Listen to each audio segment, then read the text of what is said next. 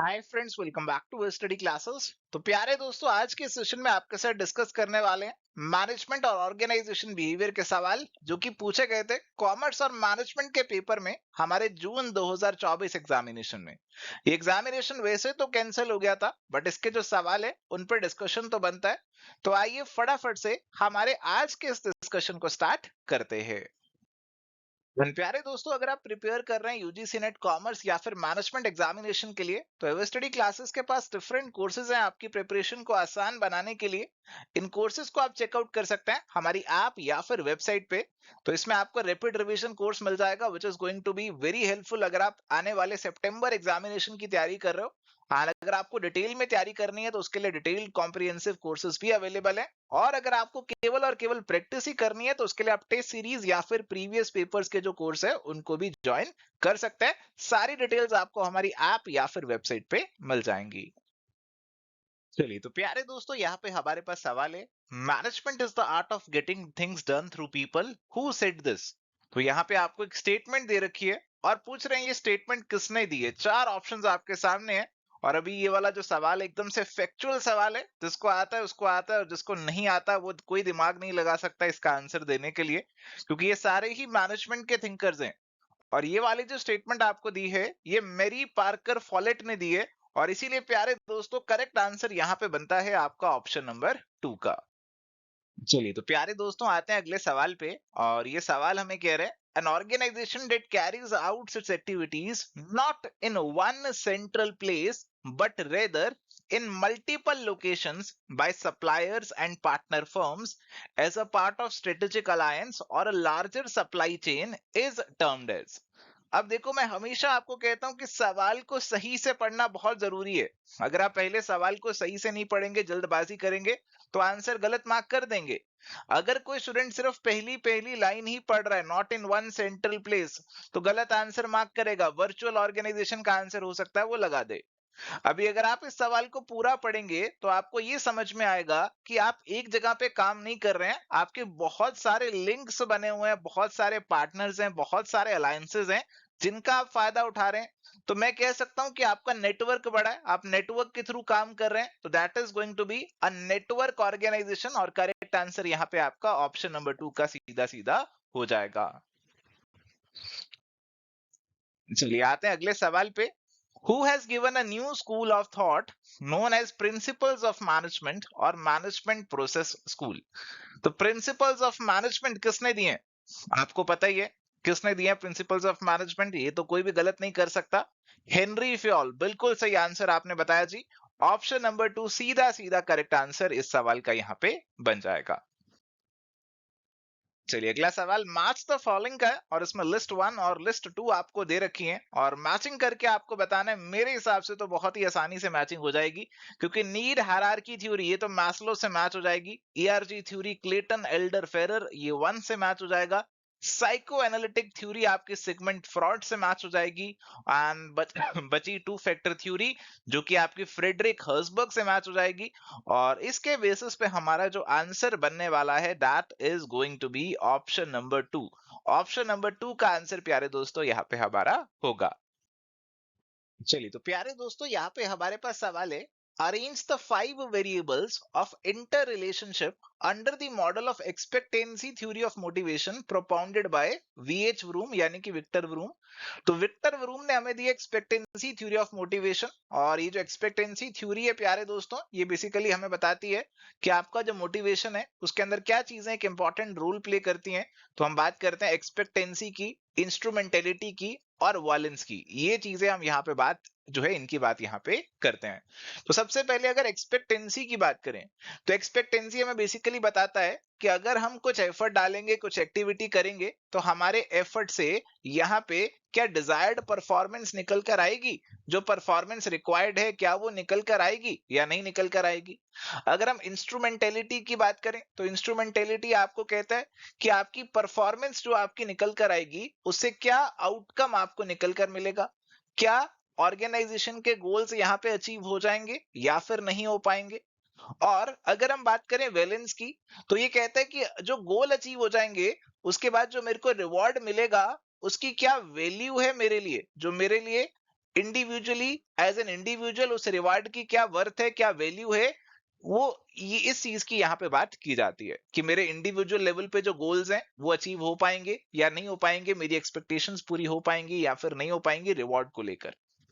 तो अगर हम मैचिंग बनाने की कोशिश करें तो देखो मेरे हिसाब से सबसे पहले आना चाहिए कि आप एज एन इंडिविजुअल जो एक्टिविटी करेंगे उससे आपकी इंडिविजुअल परफॉर्मेंस निकल कर आएगी, और इस परफॉर्मेंस से आप यहाँ पे जो करेंगे ऑर्गेनाइजेशन के गोल्स को अचीव करेंगे, और गोल से आपको जो है ऑर्गेनाइजेशन का रिवॉर्ड मिलेगा और उससे अल्टीमेटली आपका गोल भी अचीव होगा। तो इसकी जो मैचिंग बननी चाहिए वो कहीं ना कहीं A B E C D ऐसा कुछ मेरे हिसाब से लग रहा है मुझे जो बननी चाहिए। बट यहाँ पे ए के बाद हर एक में सी आ रहा है, ए के साथ ऑर्गेनाइजेशन के रिवॉर्ड को जोड़ी जा रहे हैं, तो ये कहीं ना कहीं मुझे थोड़ा सा ऑड लग रहा है और मुझे लग रहा है कि नहीं ये बिल्कुल सही नहीं है। और आपको क्या लग रहा है, आपको इस क्वेश्चन में क्या लग रहा है, कैसे आपकी सीक्वेंस बन सकती है, किस तरीके से आप अरेंज कर सकते हैं, आप जरूर शेयर कर सकते हैं। बट मैं यहाँ पे कोई एक करेक्ट आंसर आपको नहीं दे रहा हूं इस क्वेश्चन का। चलिए अगला सवाल है जी, which of the following is the dimensions of culture developed by Gert Hofstede and his colleagues? जब भी हम ऑर्गेनाइजेशन कल्चर का टॉपिक पढ़ते हैं ना तो उसमें एक टॉपिक आता है हॉफस्टेड कल्चरल डायमेंशंस, और उसमें यहाँ पे उन्होंने 6 डायमेंशंस की बात करी हुई है। तो 6 डायमेंशंस जो हैं वो बहुत ज्यादा इंपॉर्टेंट रहते हैं एग्जामिनेशन पर्सपेक्टिव से। अब यहाँ पे तो एकदम सीधा सीधा सवाल आ गया, अब आपको बताना है कौन सी 3 ये आएंगी डायमेंशंस के अंदर, क्योंकि आपको मेजोरिटी में 3 ही देखने को मिल रहा है। पावर डिस्टेंस एक डायमेंशन है, अनसर्टेनिटी अवॉइडेंस एक डायमेंशन है, मेस्कुलिनिटी वर्सेस फेमिनिनिटी एक डायमेंशन है, पार्टिसिपेटिव यहाँ पे कोई डायमेंशन नहीं है। इसके अलावा जो हमारे पास डायमेंशंस हैं वो है इंडिविजुअलिज्म वर्सेस कलेक्टिविज्म, इसके अलावा long term versus short term orientation, indulgence versus restraint. ये है हमारे पास जो 3 और डायमेंशंस हैं। पार्टिसिपेटिव नहीं आता, ए बी और सी आएंगे, और इसीलिए करेक्ट आंसर आपका जो बनेगा वो ऑप्शन नंबर 1 का आसानी से बन जाएगा। चलिए अगला सवाल, arrange the hierarchy of needs provided by Maslow in reverse order from later to earlier। अब देखिए इस सवाल को अगर आप सही से नहीं पढ़ोगे ना तो ये सवाल पक्का गलत करके आओगे, क्योंकि यहाँ पे लिखा हुआ है रिवर्स ऑर्डर, यानी कि आपको ऊपर से नीचे जाना है, नीचे से ऊपर नहीं जाना। सबसे पहले सेल्फ एक्चुअलाइजेशन नीड्स को डालना पड़ेगा, सबसे पहले आपका यहाँ पे डी आएगा, है ना, क्योंकि सबसे ऊपर यही होता है। इसके बाद हमारे पास कौन सी नीड्स आती हैं, इसके बाद हमारे पास एस्टीम नीड्स आती हैं, तो डी के बाद ए आ जाएगा। इसके बाद हो गई आपकी एफिलिएशन या फिर एक्सेप्टेंस नीड्स, फिर हो गई आपकी सेफ्टी सिक्योरिटी, और सबसे नीचे आ गई आपकी फिजियोलॉजिकल नीड्स। और इसके बेसिस पे आपका जो करेक्ट आंसर है वो ऑप्शन नंबर 1 जो है प्यारे दोस्तों वो यहाँ पे बन जाएगा। चलिए तो अभी यहाँ पे सवाल है, which discipline has not contributed to the field of organization behavior? देखो जब भी ऑर्गेनाइजेशन बिहेवियर की बात करते हैं हम कहते हैं कि ऑर्गेनाइजेशन में लोग किस तरीके से बिहेव कर रहे हैं ये समझने की कोशिश हम करते हैं, और इसे बोला जाता है इंटर डिसिप्लिनरी फील्ड, यानी कि बहुत सारे डिसिप्लिन हैं जो इसमें कंट्रीब्यूट कर रहे हैं। अब यहाँ पे पूछ रहे किसने कंट्रीब्यूट नहीं किया। साइकोलॉजी, तो लोगों की जो साइकोलॉजी है, साइकोलॉजी से कुछ थ्योरीज भी लेकर आए हम यहाँ पे जो काम आती हैं। सोशियोलॉजी कि लोग सोसाइटी में सोशल सेटिंग में आप अपने सोशल सर्कल में कैसे बिहेव करोगे। Economics, political science, political science का भी हमें रोल देखने को मिलता है क्योंकि पावर और ये पॉलिटिक्स ये ऑर्गेनाइजेशन में भी देखने को मिलता है। और इकोनॉमिक्स थोड़ा सा आपका रिसोर्सेज पैसे से जुड़ा हो गया जिसकी ऑप्टिमाइजेशन आपको ऑर्गेनाइजेशन सेटिंग में करनी होती है। तो बहुत सर्च किया हमने, इसके ऊपर कोई ऑफिशियल आंसर की तो है नहीं हमारे पास इस पेपर की, और इसका कोई एक आंसर मार्क करना मेरे लिए बहुत मुश्किल हो रहा है। अगर आप कोई एक आंसर मार्क कर सकते हैं along with reason logic and साथ में किसी अगर आप ऑथर का रेफरेंस दे सकते हैं तो I am ready to accept it. आप जरूर शेयर करना अगर आपको ऐसा कुछ मिलता है, कोई सोर्स मिलता है, जेन्युइन सोर्स मिलता है तो जरूर शेयर करना, किसी बुक में आपको लिखा हुआ मिलता है। मेरे हिसाब से मैं कोई इसका आंसर यहाँ पे नहीं दे रहा हूं। चलिए तो प्यारे दोस्तों हमारे पास यहाँ पे सवाल है, culture is transmitted to employees in a number of forms. देखो एक ऑर्गेनाइजेशन है उसका कुछ कल्चर होगा, है ना, वो कल्चर जो है वो हमारे एम्प्लॉइज को ट्रांसमिट होता है, यानी कि एम्प्लॉइज उस कल्चर को ऑब्जॉर्व करते हैं। अलग अलग तरीके से ऑब्जर्व करते हैं, उन्हें ऑर्गेनाइजेशन के अंदर ऑब्जर्व करते हैं अलग अलग चीजों को, और यहाँ पे पता लगता है कि कल्चर कैसा है। Which among the following is not a form through which the organization culture can be transmitted?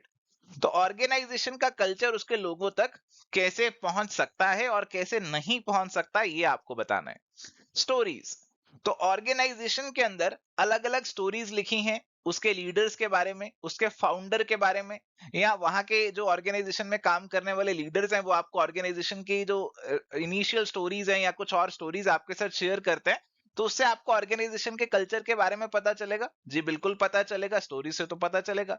Rituals, अब कई हमारे रिचुअल्स होते हैं, रीति रिवाज होते हैं, अब अलग अलग ऑर्गेनाइजेशंस के अलग अलग रिचुअल्स हो सकते हैं। जैसे लेट सपोज आपकी ऑर्गेनाइजेशन ऐसी है कि वहां पे एंटर करते ही मंदिर बना हुआ है ना, तो आपको पता लगेगा इस ऑर्गेनाइजेशन का कल्चर कैसा रहने वाला है। तो क्या रीति रिवाज वहां पे फॉलो होते हैं, किस तरीके से लोग बिहेव करते हैं, लोग अलग अलग फेस्टिवल्स को सेलिब्रेट करते हैं, तो ये भी कहीं ना कहीं कल्चर को डिनोट कर देता है। इसके अलावा यहाँ पे दिया हुआ है प्री कंसीव्ड वैल्यूज और मटेरियल सिंबल्स। तो मटेरियल सिंबल्स की अगर मैं बात करूं, मटेरियल सिंबल्स यानी कि जो सिंबल्स वहां पे चिपका रखे हैं ऑर्गेनाइजेशन के अंदर, या फिर जो चीजें वहां पे जो सेटिंग है ऑर्गेनाइजेशन की, जैसे ऑर्गेनाइजेशन की सेटिंग जो है वहां पे जो फर्नीचर लगा हुआ है वो बड़े ही रंग बिरंगे कलर का लगा हुआ है, या फिर एक ऐसी ऑर्गेनाइजेशन है जिसमें बिल्कुल सिंपल फर्नीचर लगा हुआ है, तो कल्चर का पता चलेगा कि कौन सी ज्यादा क्रिएटिविटी वगैरह को प्रमोट कर रही है, किसको नहीं कर रही है। तो मटेरियल सिंबल्स जो ऑर्गेनाइजेशन में लगे हुए हैं वो भी कहीं ना कहीं हमारे कल्चर को डिपिक्ट करेंगे, शो करेंगे। प्री कंसीव्ड वैल्यूज तो वो हैं जो एम्प्लॉय पहले से कंसीव करके ऑर्गेनाइजेशन में जा रहा है, ये ऑर्गेनाइजेशन से नहीं मिल रही है उसको, और इसके लिए करेक्ट आंसर यहाँ पे आपका ऑप्शन नंबर 3 का ही होना चाहिए। चलिए तो प्यारे दोस्तों, यहाँ पे मैच द फॉलोइंग का सवाल है। लिस्ट 1 और लिस्ट 2 दे दी हैं। लिस्ट 1 में कुछ टीम्स हैं और लिस्ट 2 में दे दिए हैं आपको उनके मीनिंग। तो आपको जो टीम्स दे रखी हैं, problem solving, self managed, cross functional और वर्चुअल, ये टीम्स आपको यहाँ पे दे रखी हैं। फटाफट से मीनिंग पे एक बार नजर दौड़ाओ और सोचो कि कहाँ किससे मैचिंग हो सकती है। तो देखो जी, वर्चुअल अगर मैं देखूं और मेरे को यहाँ पे टेक्नोलॉजी दिख रहा है कि वर्चुअल टीम वो होगी जो टेक्नोलॉजी का इस्तेमाल करेगी, जहां पे फिजिकली डिस्पर्स्ड मेंबर्स हैं उनको इकट्ठा जोड़ देगी, तो ये तो 2 से मैच होना चाहिए। क्रॉस फंक्शनल, ये ऐसी टीम होगी जिसमें अलग अलग वेरियस फंक्शनल स्पेशलिटीज के लोग होंगे, तो ये 1 से मैच हो जाना चाहिए। इसके अलावा self managed operate without a manager, खुद से मैनेज कर लेते हैं, तो ये 4 से मैच होना चाहिए।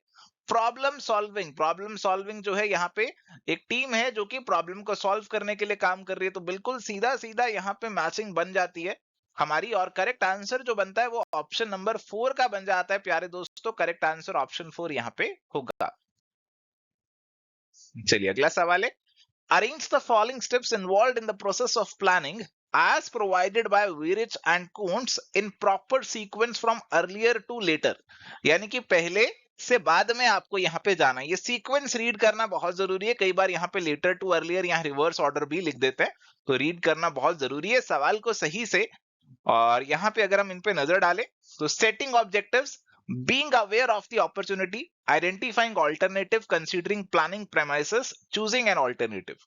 देखो इन पे नजर डाल के ना मेरे को एक चीज जो क्लियर हुई वो ये हुई कि आइडेंटिफाइंग और चूजिंग ये लास्ट में आएंगे, है ना जी, ये आपके लास्ट में आएंगे, और ये जो है सी और ई ये आपके बाद में आना चाहिए। शुरू में आप क्या काम करोगे, शुरू में ऑब्जेक्टिव्स तय करोगे, प्लानिंग प्रेमाइसेस होंगी, अपॉर्चुनिटीज का पता लगाओगे, ये सारी चीजें आपके शुरू में आने वाली हैं। तो सी और ई लास्ट में आए और ये वाली चीजें पहले आए। देखते हैं ऐसा कहां पे देखने को मिल रहा है, ये हमें ऑप्शन नंबर 2 में देखने को मिल रहा है। ये कह रहा है कि पहले आपको being aware of the opportunity के बारे में अवेयर होना है, और फिर आपको अपने ऑब्जेक्टिव्स तय करने हैं, फिर आपको प्लान बनाने से पहले और अपनी प्लानिंग प्रेमाइसेस जो हैं, जो अजम्पशंस वगैरह आप लेकर चलने वाले हैं उनको कंसीडर करना है, फिर ऑल्टरनेटिव को आइडेंटिफाई करना और उसमें से बेस्ट आपको चूज कर लेना है। तो मेरे हिसाब से ये वाला यहाँ पे बेस्ट बैठ रहा है। करेक्ट आंसर ऑप्शन नंबर 2 यहाँ पे होना चाहिए। चलिए अगला सवाल है, the basic control process involves. अब देखो यहाँ पे प्रोसेस नहीं पूछ रहा आपसे, कोई अरेंज करने के लिए नहीं कह रहा, सिंपली पूछ रहा है प्रोसेस में क्या चीजें आती हैं। एस्टेब्लिशमेंट ऑफ स्टैंडर्ड आता है क्या, बिल्कुल आता है। फीडबैक आएगा कि नहीं आएगा, फटाफट से सोचो।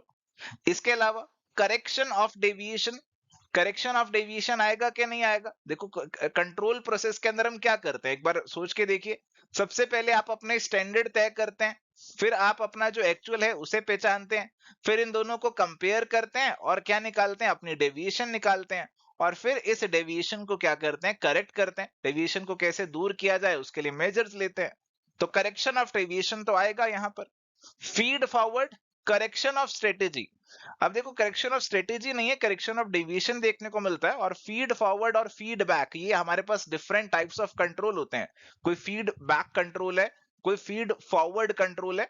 तो इस तरीके के अलग अलग टाइप्स ऑफ कंट्रोल्स होते हैं। तो बी और डी और ई तो नहीं आएंगे, ए और सी पक्का पक्का आएंगे, और इसी से करेक्ट आंसर हमारा यहाँ पे ऑप्शन नंबर 4 का बन जाता है। चलिए अगला सवाल है, which of the following strategies are true to become a family friendly manager?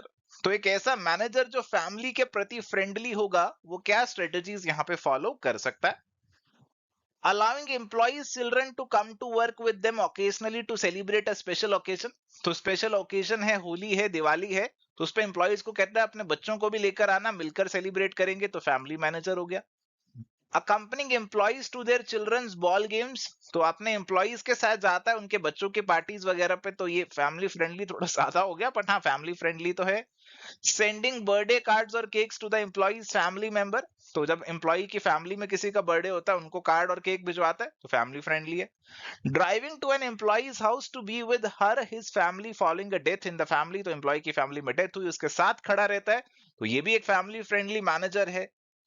allowing backdoor attendance in case of unauthorized absentees, तो प्यारे दोस्तों आपका एम्प्लॉय नहीं आया और आपने उसकी गलत तरीके से अटेंडेंस मार्क कर दी, ये फैमिली फ्रेंडली मैनेजर नहीं हुआ, ये तो आप कुछ ज्यादा ही गलत तरीके पे चले गए, अनएथिकल चीजें करने लग गए, ऐसा मैनेजर नहीं होना चाहिए।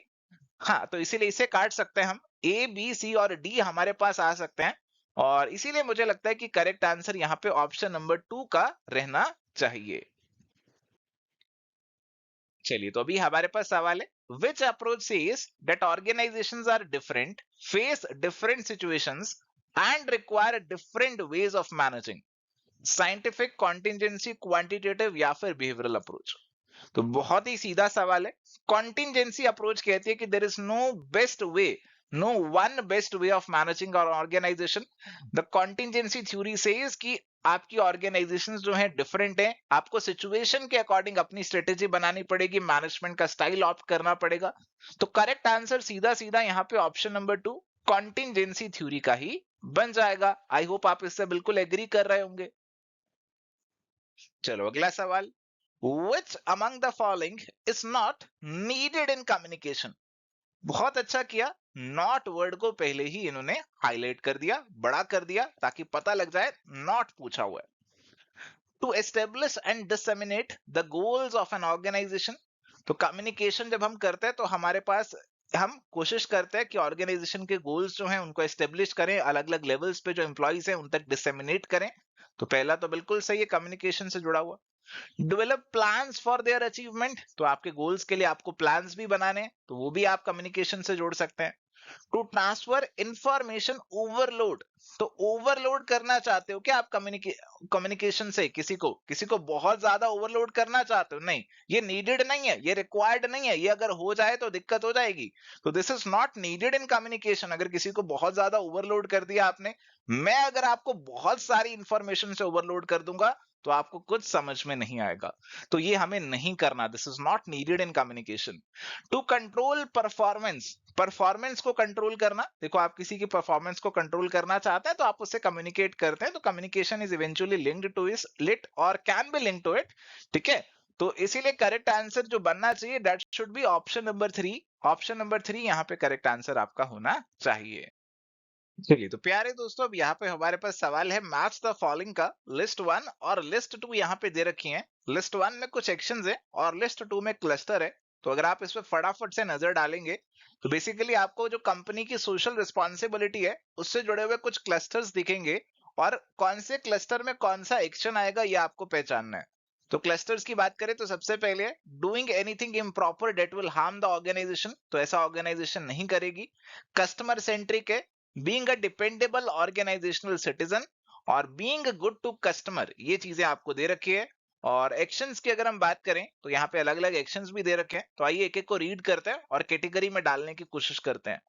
Complying with safety, health and security regulations. तो सेफ्टी, हेल्थ और सिक्योरिटी रेगुलेशंस को अगर हम कंप्लाई करते हैं तो ये कहीं ना कहीं कस्टमर से तो नहीं जुड़ा हुआ, ये ऑर्गेनाइजेशन का थोड़ा सा इंटरनल मैटर हो गया। तो इसको आप being a dependable organizational citizen से एक बार के लिए मैच करते हैं, बाकी बाद में देखेंगे। Making decisions without regard for personal gain, तो ये भी आपका कस्टमर से इतना नहीं जुड़ा हुआ है, ये भी आपका यहाँ पे आप अगर इसकी मैचिंग करना चाहें तो वन वाले से मैच कर सकते हैं कि कुछ इम्प्रॉपर नहीं कर रही है organization, that is going to harm the organization. तो ये यहाँ पे आप देख सकते हैं, ऐसे मैचिंग हो सकती है। Conveying true claims in products advertisement and providing products and services of the highest quality, ये वाले जो हैं ये वाले मैच हो सकते हैं आपका। जैसे अगर हम देखें सी की मैचिंग किससे हो सकती है, सी की या तो 2 से कह रहे हैं या 4 से कह रहे हैं।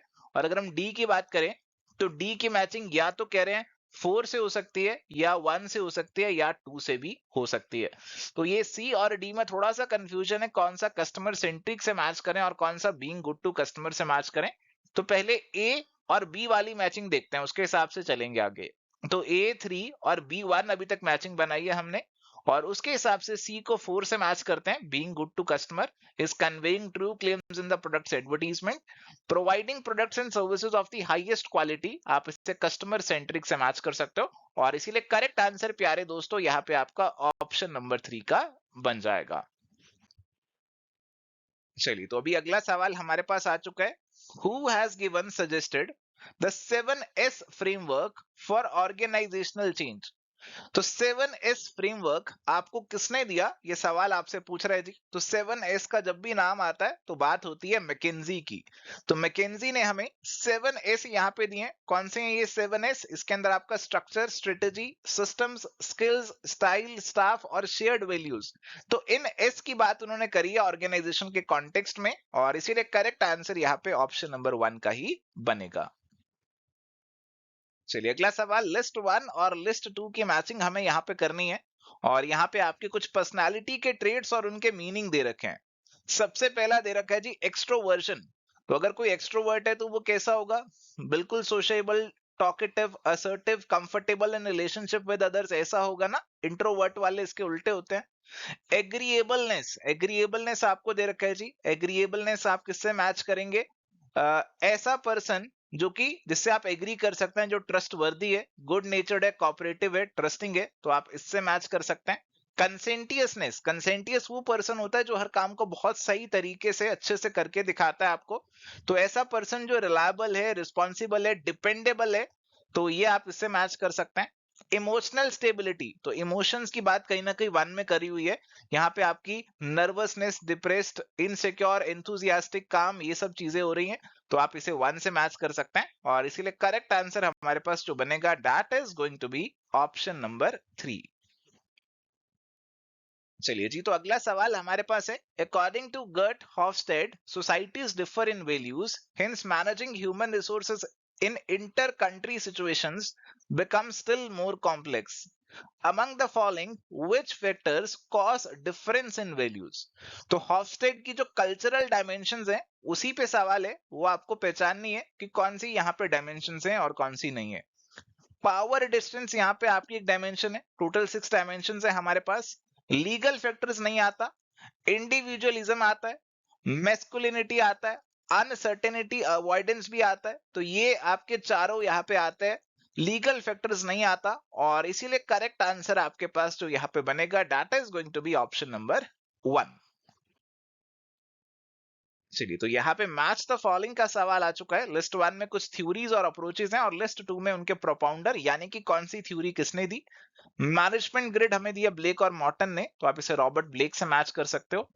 थ्योरी ऑफ एंटरप्रेन्योरियल सप्लाई नहीं पता, एक बार छोड़ सकते हो, पता है तो आप मैच कर लोगे थॉमस कॉकरान से इसे।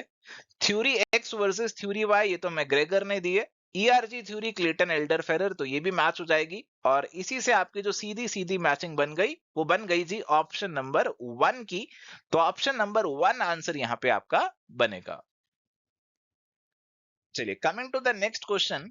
Behavior modeling is a type of training program which organizations may adopt to train its employees, which is not included in behavior modeling. तो बिहेवियर मॉडलिंग की जब हम बात करते हैं तो बेसिकली हम कोशिश करते हैं कि एम्प्लॉइज को मॉडल बिहेवियर सिखाया जाए, बताया जाए कि किस तरीके से उनका जो बिहेवियर है वो ऑर्गेनाइजेशन में रहना चाहिए, ऑर्गेनाइजेशन के हिसाब से उसे ढालने की कोशिश करते हैं, उसकी ट्रेनिंग वगैरह उनको देते हैं। तो यहाँ पे आपको पूछा जा रहा है कि कौन सी इसमें इंक्लूड नहीं करोगे। ठीक है, तो कौन सी बिहेवियर वगैरह से नहीं जुड़ी हुई वो आपको पहचाननी पड़ेगी। मॉडलिंग, तो मॉडलिंग के अंदर आप बेसिकली, ये तो बड़ा जेनरिक सा टर्म हो गया, बिहेवियर मॉडलिंग के अंदर मॉडलिंग तो आएगा ही। मॉडलिंग के अंदर बहुत सारी चीजें हो सकती है जो आप उनके बिहेवियर के लिए यहाँ पे करने वाले हो। जैसे हो सकता है उनको यहाँ पे कोई फिल्म दिखाओ ऐसे पर्सन की जो आप चाहें कि इसे एज अ रोल मॉडल आप फॉलो करो। रोल प्लेइंग, तो रोल प्लेइंग के लिए उनको कह सकते हो कि आप चाहते हैं कि जैसा बिहेवियर वो करें ऑर्गेनाइजेशन में वैसे रोल्स उनको दे सकते हैं। सोशल री इन्फोर्समेंट, तो अगर वो वैसा बिहेवियर कर रहे हैं जैसा आप चाहते हैं कि वो करे तो आप उनको री इन्फोर्स करें, आप उनको यहाँ पे इंसेंटिव्स वगैरह दें। प्रेजेंटिंग क्वेश्चन फैक्ट्स और प्रॉब्लम्स टू द लर्नर, ये थोड़ा सा बिहेवियर मॉडलिंग से नहीं जुड़ा हुआ है। ठीक है, बिहेवियर से आपके 1 2 और 3 ज्यादा जुड़े हुए हैं। ये वाला तो देखो नॉर्मल कोई भी ट्रेनिंग अगर आप दे रहे हो किसी भी नई मशीन वगैरह की तब भी ये चीजें आ जाएंगी। बिहेवियर से इतना ज्यादा जुड़ा हुआ नहीं है, 1 2 और 3 बिहेवियर से ज्यादा जुड़े हुए हैं। और इसीलिए करेक्ट आंसर आपके पास यहाँ पे ऑप्शन नंबर 4 का होना चाहिए। चलिए, तो सवाल है जी, the factors that cause stress are called stressors, which among the following are organizational stressors? अब देखो, जिस भी चीज से स्ट्रेस होता है आप उसे स्ट्रेसर बोल सकते हो। तो कहा गया स्ट्रेस दो तरीके के हो सकते हैं या अलग अलग तरीके के हो सकते होंगे।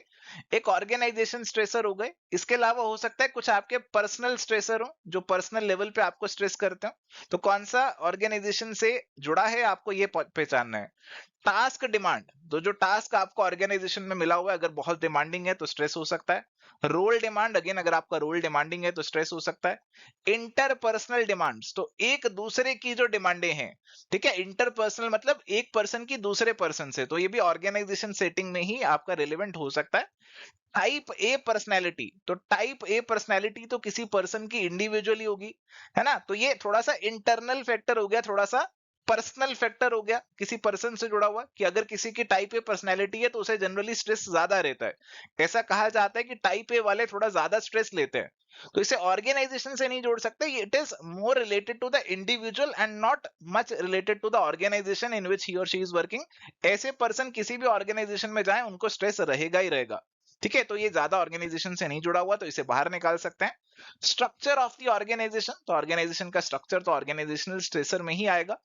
तो डी को अगर मैं बाहर निकालना चाहूं तो ये आपका 1 3 और 4 बाहर हो जाते हैं।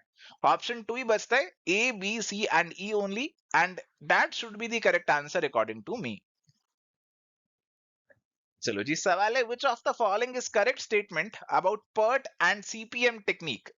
तो पर्ट और सीपीएम ये दोनों टेक्निक्स के बारे में आपने सुना होगा जी। पर्ट आपकी प्रोग्राम इवेल्युएशन रिव्यू टेक्निक है, सीपीएम आपका क्रिटिकल पाथ मेथड है।